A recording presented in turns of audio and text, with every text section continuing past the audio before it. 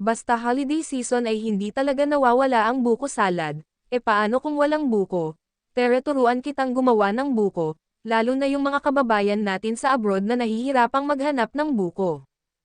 Sa isang kaserola maglagay lang ng 3 cups ng water, 1 cup ng gata o coconut milk, 5 to 6 tablespoon ng white sugar, at ng isang sachet ng unflavored gulaman, then mix lang hanggang matuno ang sugar at ang gulaman. At pagkatapos nito ay lutuin ito sa mahinang apoy lamang, at haluin paminsan-minsan, at hayaan itong kumulo, at pagkatapos ay i-transfer ito sa isang lalagyan at palamigan.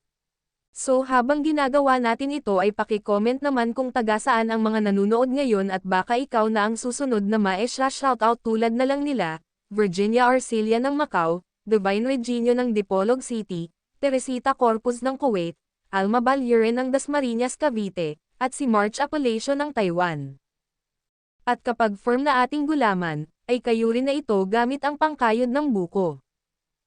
At i-transfer ito sa isang bowl, at mag-add ng isang kremdensada, at isang lata ng fruit cocktail, at itong natirang gulaman na hiniwa ng pa-cubes, pwede pa kayong mag-add ng mga gusto nyong ihalo sa ating dessert ngayon.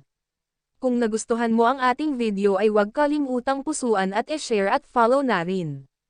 Thanks for watching guys, have a nice day everyone.